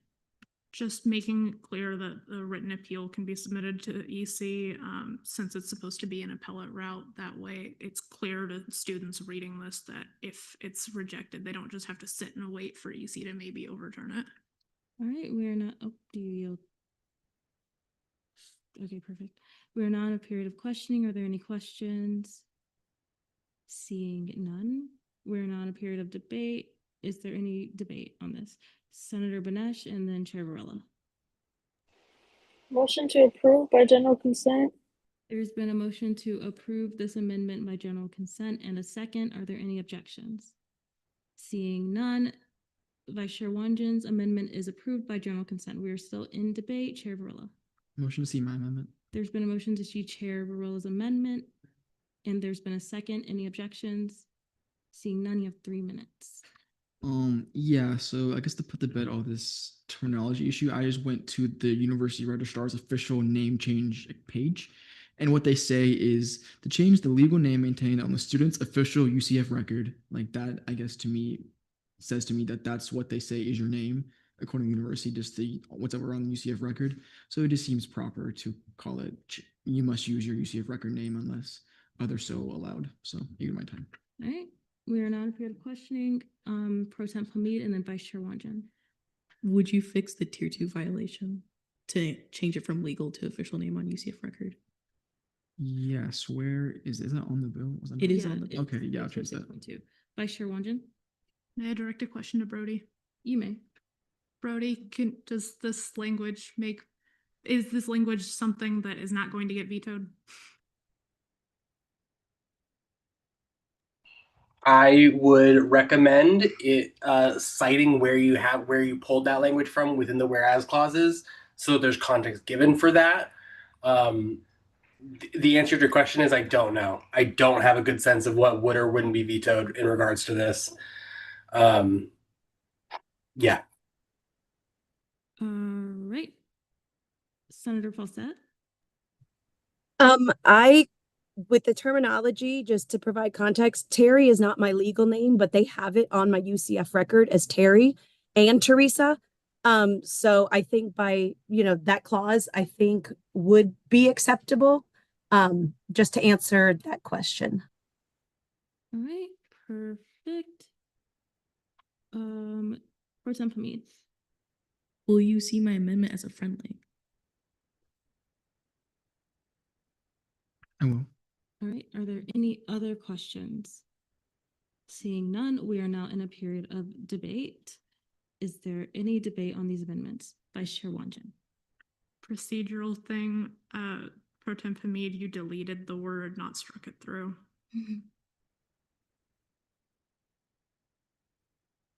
Okay, any other debate on these amendments while Pro Temp Hamid fixes his mistake? Chair Varela? I'm amending the whereas clause. Does that need to be seen as a friendly, or is that just, I guess, accepted as part of this amendment, even though I already motioned to see the amendment? That is a very technical question. I do not know the answer of. Senator Lipner, if you're able to provide context. Motion to see Senator Varela's whereas clause as a friendly to his amendment. Okay, perfect. There's been a motion to see Chair Varela's amendment as a friendly to his own amendment. Is there a second? Are there any objections? Seeing none, all three are together now. We are still in a period of debate. Any other debate? Seeing none, we are now in voting procedures.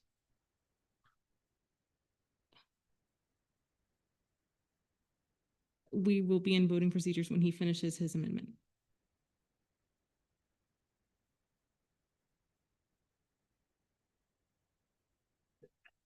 Let's see.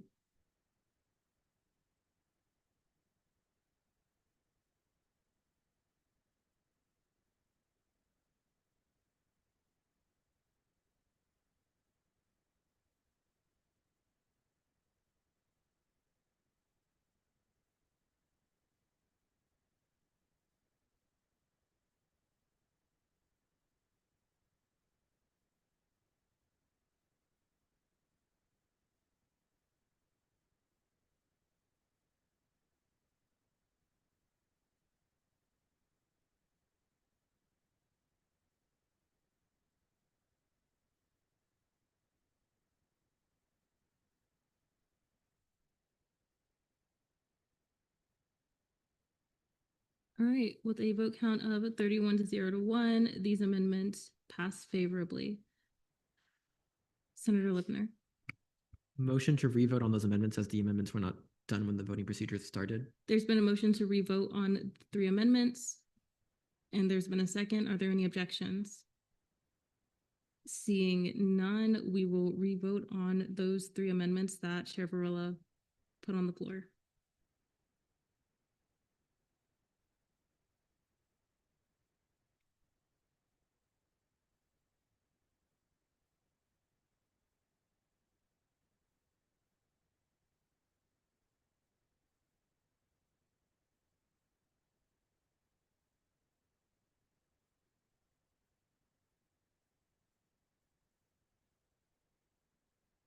Right, with a vote count of 42 to 0, these amendments pass favorably. We are still in debate on the bill.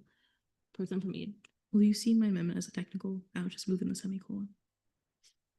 Yes, that will be seen as a technical. Chair Varela? Yeah, I'll be debating for this bill. Very shocking. Yeah, also you see I did place my name on the sponsor of this bill just because I think it's really important that, my name was Juan Carlos, but I go by JC, and I was told 2 times in a row that I can't be JC on the ballot, which actually does kind of harm, my election chances because a lot of people know me as JC. Like they see Juan Carlos, they say, who is this guy? I don't know Juan Carlos. So it is really important just for people who just go by a name that's not really similar to their legal name to be able to change it. So I think it's a pretty common sense idea. All right. Chair Gaudio? I would like to mention that we kind of already do this, as there are certain senators in this room where they're, as well as on the Zoom, where their names on the ballot were not the same as those which are their legal proper name. And so, yeah. Senator Lipner? May I retain? You may. Thank you, Chair. I originally wrote this bill at the very beginning of this session to address those concerns that was mentioned in the original veto last session, and I'm really, really glad to see it get to this point. I'm obviously voting in favor, and I urge you all to do the same. With that, move to vote. There's been a motion to move to vote. Yeah. And a second. Any objections? Seeing none, we are now in voting procedures.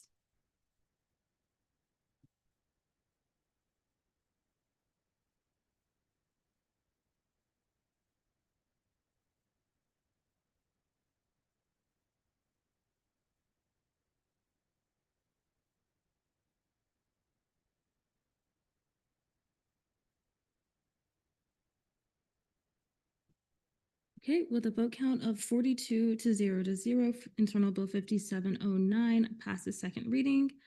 Up next, we have Internal Bill 5710, updates to Title VI, remove runoff elections for presidential elections. Chair Escobar, you have 5 minutes whenever you're ready. Good evening, Senate. This piece of legislation is because last session we passed ranked choice voting in elections, and it was put into statutes, as I believe UCF-IT is able to conduct ranked choice voting. So because of that, there's no need for any mention of a presidential runoff election in Title VI, and this bill is just removing any mentions of that. Also in Chapter 604, it rearranges things so that there's still mention of like the small chance of a tie at the conclusion of a presidential election, but it doesn't like say anything about a runoff. It just like restates that the Senate shall like elect one of the tie tickets for president and vice president, which is super unlikely due to ranked choice voting. But that's basically what this bill does, just removing all mentions of the presidential elections runoff in Title VI.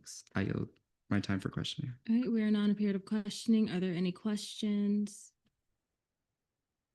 Seeing none, we are now in a period of debate. Is there any debate on this bill? Senator Lipner. Oh, I was scratching my head, but I'll debate anyways. I'm very much in favor of this. I discussed it in ENA when we saw it in committee. I think that this makes complete sense considering runoffs are wonderful and avoid ties whenever possible. And all in all, yeah, makes sense. Apologies, Senator Lipner. Anybody else wishing to speak in debate? Seeing none, we are now in voting procedures.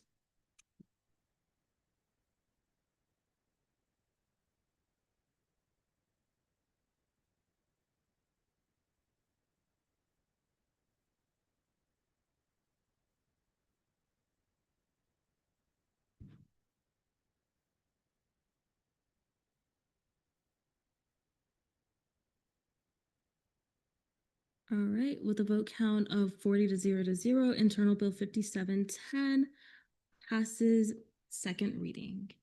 Pro Tem Hamid, Motion to move back to the Deezer's announcements. there's been a motion to move back to the Deezer's announcements. Is there a second?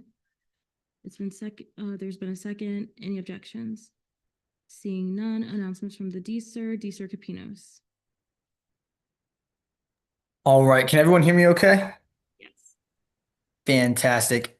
Good evening, Senate. I'm sorry that I didn't get these announcements up. I tried to put them on my phone, but it just wasn't working. So thank you for bearing with me. I just want to say thank you for everyone who came out to the Senate event, the first one that we had for our movie night. I'm glad to watch Coco with you all. It was a great time to enjoy snacks and see you guys come out and represent. I am still working on the RSO form, so please bear with me. I will have it out before the next Senate session, which will be good. So then we can go over how that is going to work. I'm going to have it to where you can see exactly which RSOs you are representing, and then also what other people are from the list. So that'd be cool to send that out soon. I also have a link on here for the agenda with the photo circle. So just as a reminder, please be responsible and respectful for when you put photos up on it, as it will be visible to everyone within the Senate. And then we have 2 more events for the summer, which I'm really excited about. The one is going to be online, and I'm thinking either Among Us or Jackbox, but I'm open to all suggestions that you guys might have for that. And then we have one more in-person event, and that is going to be in August. And yeah, that's all I have. All right, are there any questions for the Deezer? Seeing none, and I do request that you put the link to the photo circle in the Senate channel, just so everyone can find it really easily. All right, is there a motion to move back to notice of legislation on second reading? Any objection? Oh, wait, sorry guys. Senate Forum, Gaudio. Yes, right. So regarding the legislation that we postponed, I mostly wanted to touch on that and just say, come to me with your specific concerns and what you want to see changed. If nobody comes to me about anything, I'm not going to change anything, of course. So come to me. I do now have the original resolutions where we would approve these policies and the bill that put it into Title VIII to begin with, rather than making recurring resolutions. So those can also be provided. All right, anybody else for Senate Forum? Chair Varela. Yeah, in response to Chair Gaudio, I am currently working on a thing right now to take out what I think is substantive policy and send it to you, just so you know. Expect that by like the end of next weekish. Okay, does anybody else wish to speak or have any other topics for Senate Forum? Seeing none, Senate deliberation, none, advisors report. Brody.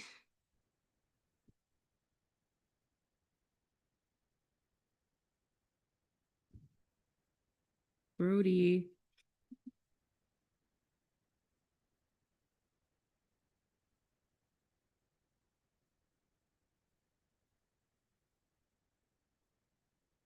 Okay, I'll read it. Sorry, I guess. Oh, he can't talk right now. All right. It says, my whole family has had COVID all week, so thank you for your patience.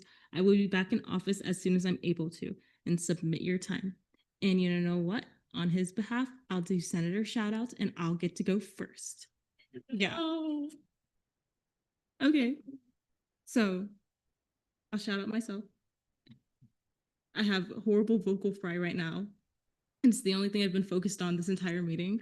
So shout out me. Also shout out to all of you guys. Like, you guys look really tired for a group of people who have only been at a Senate meeting for an hour and 40 minutes. But hey, it happens to the best of us. I forgive you. Senator Lipner. Big shout outs to Deezer Capinos. If you guys were not there, you missed out big for the movie night. It was really well done. The whole Senate HQ was transformed into like this beautiful movie room, and it was so cozy, so much fun. And you guys should definitely show up to the next one. All right. So this is actually really hard. Madavi, can you type out what people like say for Senator shout outs, please? Oh, yeah. Okay, so I can do my own. Lipner said Deezer Capinos for movie night. And then I'll go ILA Rudy. Well, I gotta piggyback also Speaker Courts for just being very supportive for the speaker's office. And then I also wanted to shout out the D-Leg for the fiscal training. That was really amazing. And yeah, everyone's doing a great job. Chair Escobar. I want to shout out Chair Trejo Hernandez for being elected to the Latin Hispanic Caucus, and he's not a senator, but Commissioner Gonzalez for being elected as vice chair, and also all of the caucus chairs and vice chairs. Congrats to everyone who was elected. Senator Smith and then Deezer Capinos.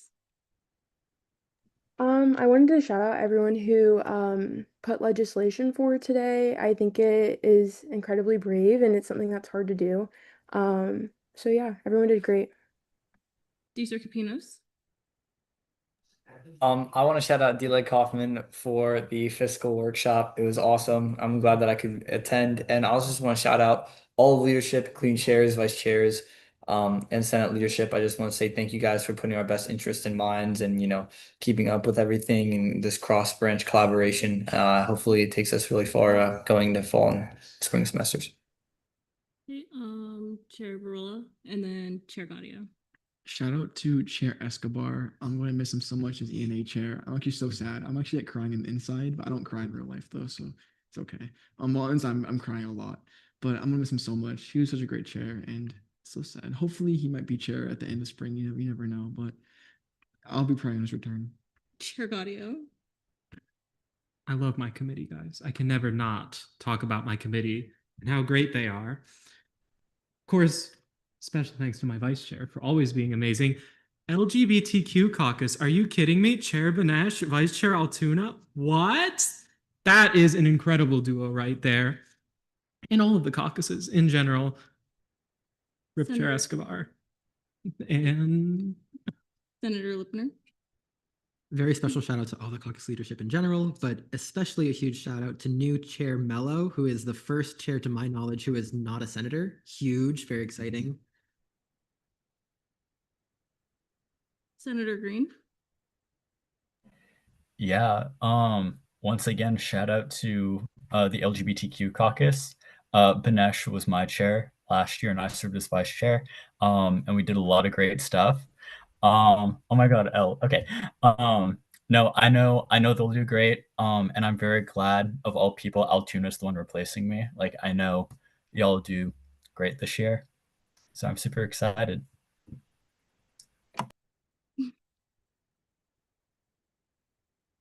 Rotem Hamid.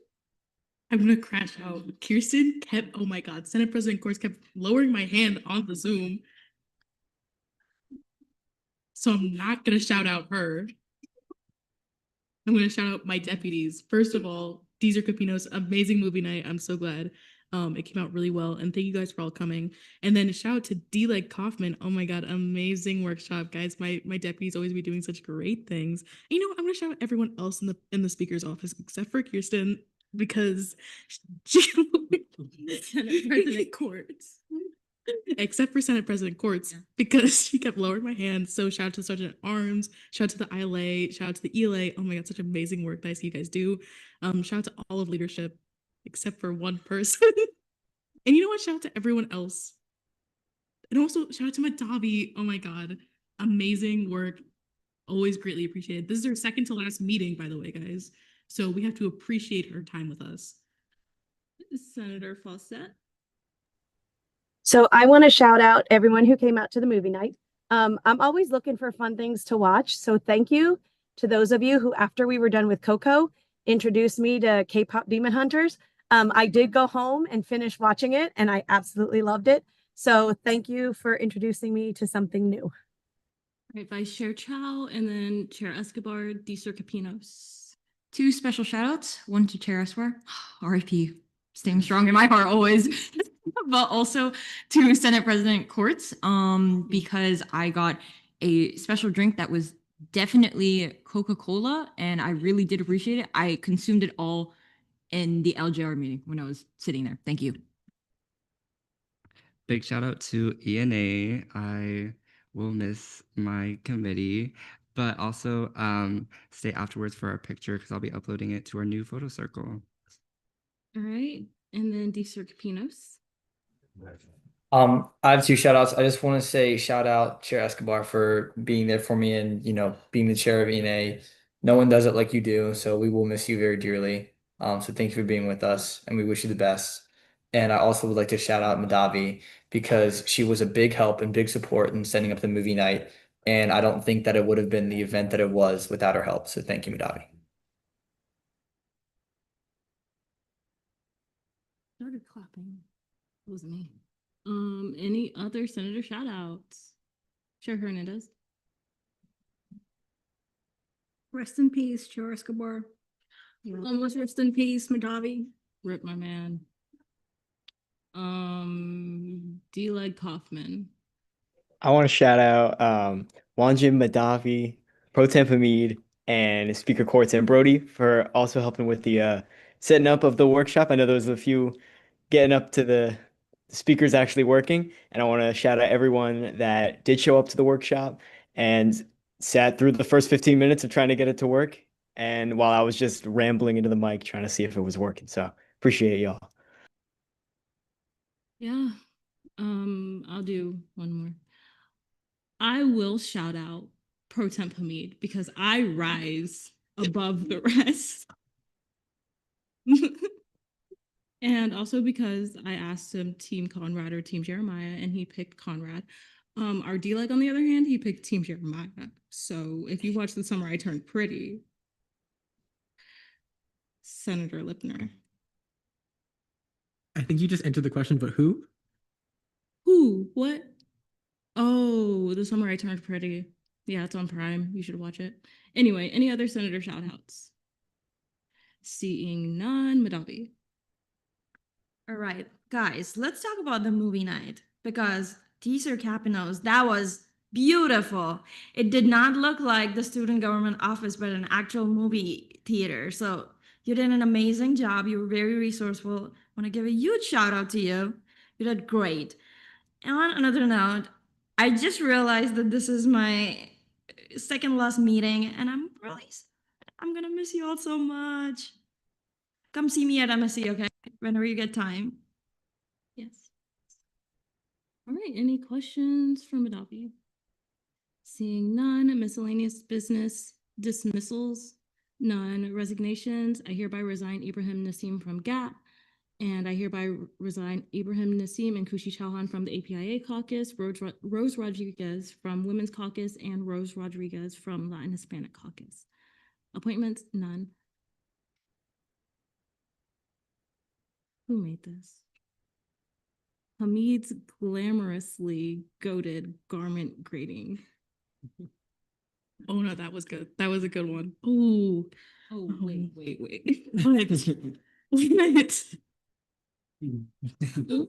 What? That was like, this is a really good one. Like, I don't know. Yeah. Why are you like laughing at me? Like, you made it. I did the like goated part and like the rest of it. I don't know who did the glamorously.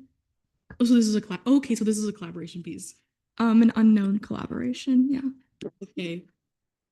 I only added the LY to the glamorous. Someone had already put that, but I felt it made it read out better. This is so amazing. Oh my god. Ooh. They added garb.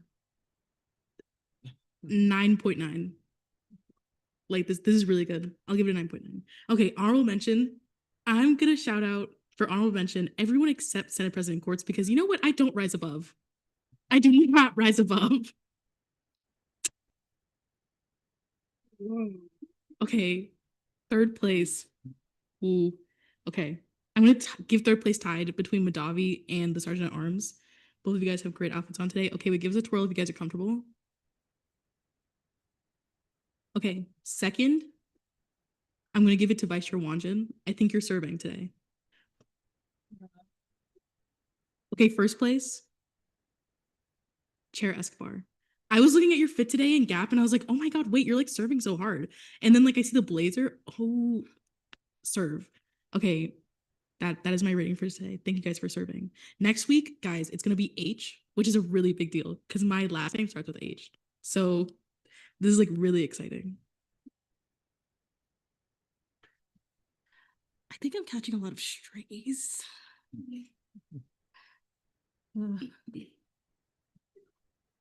Oh, go on. If you have not seen the new Superman movie, you should. But Lex Luthor shows you can always be a bigger hater. Senator Barnes.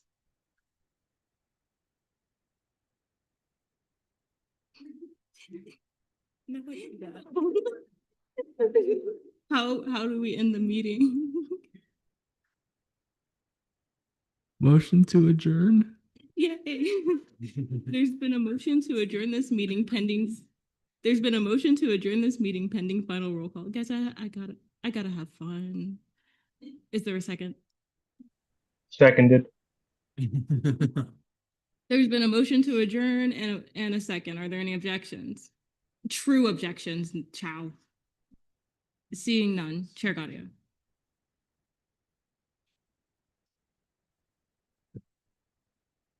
Chair Gaudio. Luke Paul. Present. Anna Reed. Olivia Smith. Present. Angelia Varghese. President. Gabriel Casimiro. Present. James Kapanos. Present. JC Lim. Present. Sahasra Sadvika. Jonah Scott. Present. Ni Chow. Present. Blake Barnes. Present. Owen Sherman. Present. Danae Smith. Present. Arwa Ali. Present. Melvadi. Present. Jason Hamid. Present. Ryan Kaufman. Present. Nicholas Lucht. Present.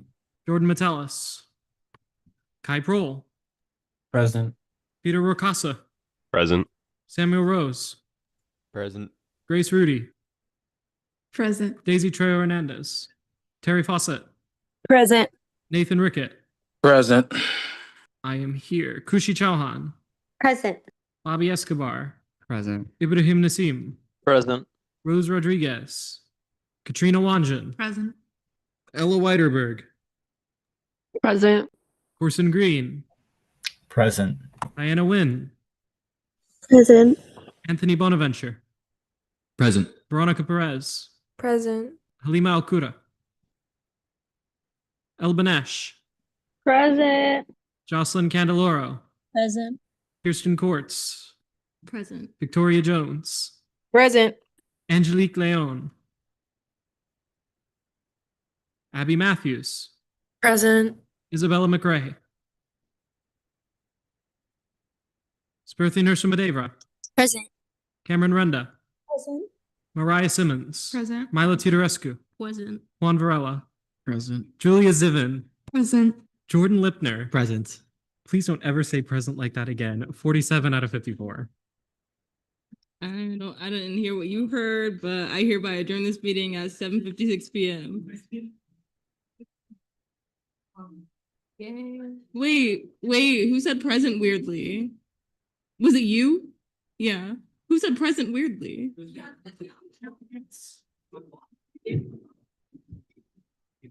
So first I don't get a shout out, and then I'm not included on the honorary mentions, and now I gotta guess.